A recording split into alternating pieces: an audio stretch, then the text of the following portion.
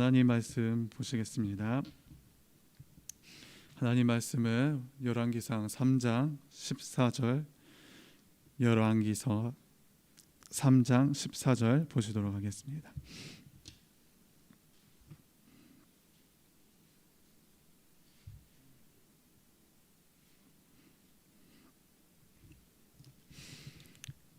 함께 합독하시도록 하겠습니다. 그리고 내 아버지의 다윗이 한 것과 같이 네가 나의 길을 걸으며 내 법과 명령을 지키며 네가 오래 살도록 해주겠다. 아멘. 오늘 본문은 솔로몬이 하나님께 기도하고 구했을 때 하나님께서는 그가 구한 지혜와 그가 구하지 않았지만 그에게 꼭 필요한 부귀와 영화, 이 세 가지 복을 주시고 난 후에 하신 말씀입니다. 바로 네 아버지 다윗이 한 것과 같이 하면 내가 오래 살도록 해주겠다는 것입니다. 오늘은 이 장수의 약속에 담긴 하나님의 마음을 헤아려 보도록 하겠습니다. 첫째, 하나님은 우리에게 베푸신 복을 유지 지속해 주실 뿐만 아니라 성장 성숙해 주시기를 원하신다는 것입니다. 하나님께서는 솔로몬에게 오래 살도록 해주겠다는 하신 약속은 문자 그대로 장수하게 해주겠다는 의미가 있을 것입니다. 그런데 솔로몬의 기도에 각종 복을 주시고 난 후에 이 약속을 하셨다는 점을 생각해 볼 때 이 약속에는 지금 솔로몬이 기도로서 얻게 된 각종 복을 오랫동안 유지 지속해 주실 뿐만 아니라 계속해서 성장 성숙하게 해주시기를 원하시는 하나님의 마음이 담겨 있음을 알 수 있습니다. 오래전부터 하나님께서 제사장 아론을 통해 이스라엘을 축복하시면서 나타내신 그 하나님의 마음이 고스란히 담겨져 있음을 알 수 있습니다. 하나님의 제사장들이 이렇게 축복했습니다. 주님께서 당신들에게 복을 주시고 당신들을 지켜주시며 주님께서 당신들의 밝은 얼굴로 대하시고 당신들에게 은혜를 베푸시며 주님께서 당신들을 고이 보시어서 당신들에게 평화를 주시기를 빕니다. 민수기 6장 24에서 26절 말씀입니다. 하나님께서는 그가 기뻐하시고 원하시는 대로 솔로몬에게 약속하신 복을 유지 지속해 주실 뿐만 아니라 성장 성숙하게 해주셨습니다. 하나님은 솔로몬이 서로 자기 아들이라고 우기는 두 명의 창녀 중 그 아이의 친어머니를 판결해낼 수 있게 하셨을 뿐만 아니라 온 이스라엘이 다스리게 해주셨고 수많은 고급 관리들까지도 잘 다스리게 해주셨습니다. 또한 주변 왕국까지도 다스리고 그들에게 조공까지 받게 해주셨습니다. 또 스바 여왕이 넋을 잃게 할 정도의 성전과 궁전을 짓게 하셨고 금과 은, 병거, 기병 어느 것 하나 부족하게 없이 채워주셨습니다. 그렇게 솔로몬은 하나님께 받은 각종 복이 하나님의 도우심으로 유지되고 지속될 뿐 아니라 기하급수적으로 성장하고 성숙했습니다.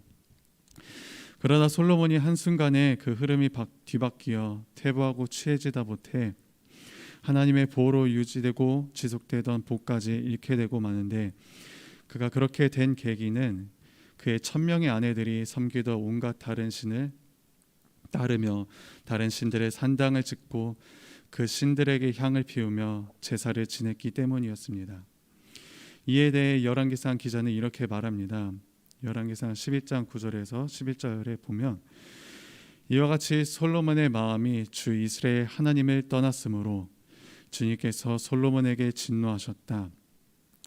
주님께서는 2번씩이나 솔로몬에게 나타나셔서 다른 신들을 따라가지 말라고 당부하셨지만 솔로몬은 주님께서 하신 말씀에 순종하지 않았다.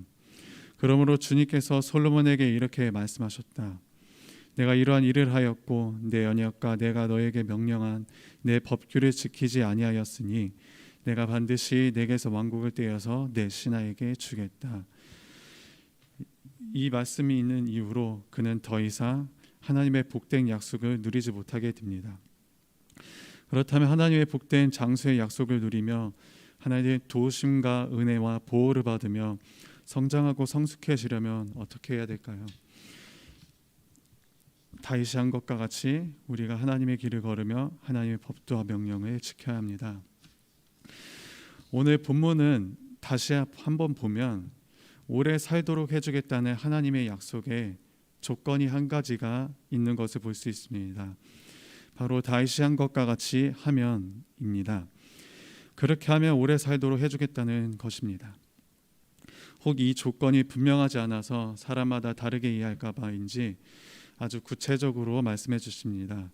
다윗이 한 것과 같이 나의 길을 걸으며 다윗이 한 것과 같이 나의 법도와 명령을 지키면 오래 살도록 해주겠다는 것입니다. 그런데 하나님께서는 왜 이러한 조건을 두셨을까요? 아무 조건 없이 앞에서 말했던 세 가지 복을 주셨던 것처럼 그냥 오래 살도록 해주실 수도 있었을 텐데 왜 굳이 조건을 두신 것일까요? 그리고 한 가지 또 보면 이 조건들은 후대의 여러 왕들이 잘 따르지 못했던 그런 조건들이었습니다. 근데 이렇게 어마무시한 조건들을 내시면서까지 그렇게 하셨던 이유는 무엇일까요? 첫째는 최소한 그렇게 하지 않으면 사는 것이 가능할지 몰라도 결코 오래 살 수는 없기 때문이었을 것입니다. 우리의 몸의 생명을 지속하고 우리가 성장 성숙하려면 반드시 음식물을 먹어야 합니다. 잘 먹으면 오래 살고 잘 먹지 못하면 오래 살지 못하게 됩니다. 마치 이처럼 다윗이 한 것과 같이 하나님의 길을 걸으며 하나님의 법도와 명령을 지키는 우리의 영의 양식을 잘 먹어야 오래 살 수 있기 때문일 것입니다. 마태복음 4장 4절을 보면 예수님께서 말씀하셨습니다. 사람이 빵으로만 살 것이 아니라 하나님의 입에서 나오는 모든 말씀으로 살 것이다. 그리고 또 한편에 나의 양식은 나를 보내신 분의 뜻을 행하고 그분의 일을 이루는 것이다 라고 하셨습니다. 그리고 그 양식은 영생에 이르도록 남아있는 양식이라고 하셨습니다. 그렇게 하나님의 말씀대로 그 뜻대로 행하는 것이 오래 살도록 하는 보장이 되는 것임을 알 수 있습니다. 둘째는 우리가 하나님처럼 일하며 하나님처럼 잘 되기를 바라시기 때문일 것입니다. 하나님께서 약속의 조건을 말씀하시면서까지 다윗과 같이 걸으라 하신 하나님의 길이란 하나님께서 일하시는 방식, 하나님의 습관을 의미하기도 합니다. 그리고 다윗과 같이 지키라 하시는 하나님의 법도란 하나님의 관습, 하나님의 의무를 의미하기도 하고 하나님의 명령은 하나님의 목숨과 같이 여기는 계명을 의미하기도 합니다. 이 조건에 담긴 하나님의 마음은 그분의 목숨과 같이 여기는 계명, 그분이 최선을 다하는 의무와 관습을 지키고 그분의 습관과 그분의 일하는 방식들을 잘 배워서 너희들도 자신처럼 일하며 너희들도 당신처럼 잘 되기를 바라시는 그런 하나님의 마음이 담겨 있을 것입니다. 다윗은 그렇게 하나님 마음에 꼭 맞게 행했고 하나님처럼 잘 되었기 때문에 다윗과 같이 하면이라는 조건을 두셨을 것입니다. 말씀을 정리하도록 하겠습니다. 내 아버지 다윗이 한 것과 같이 네가 나의 길을 걸으며 내 법도와 명령을 지키며 내가 오래 살도록 해주겠다라는 말씀에는 우리에게 복을 주시고 우리에게 베푸신 복을 유지하고 지속해 주실 뿐만 아니라 성장하고 성숙하게 해주시기를 원하시는 하나님의 마음이 담겨 있음을 보았습니다. 이 하나님의 소원이 우리에게 이루어지기 위해서 굳이 한 가지 조건을 말씀하신 것은 우리가 최소한 그렇게 하지 않으면 결코 그렇게 될 수 없기 때문이며 하나님처럼 일하며 하나님처럼 잘 되기를 바라시기 때문에 그렇게 하신 것을 살펴보았습니다. 이런 우리를 향하신 하나님의 마음을 잘 헤아리며 다윗처럼 또 예수님처럼 하나님의 뜻에 순종하는 우리가 되기를 예수님의 이름으로 축원합니다. 기도하시도록 하겠습니다. 하나님, 우리가 하나님의 마음을 잘 헤아리며 다윗처럼 예수님처럼 하나님의 뜻에 순종하게 하여 주시옵소서. 하나님께서 우리를 향하신 마음 하나 상하지 않게 하시고 상하지 않게 하며 근심케 하지 않으며 하나님의 마음을 흡족케 하며 하나님의 기쁘시게 하는 삶을 살아가게 하여 주시옵소서. 동성으로 기도하시도록 하겠습니다.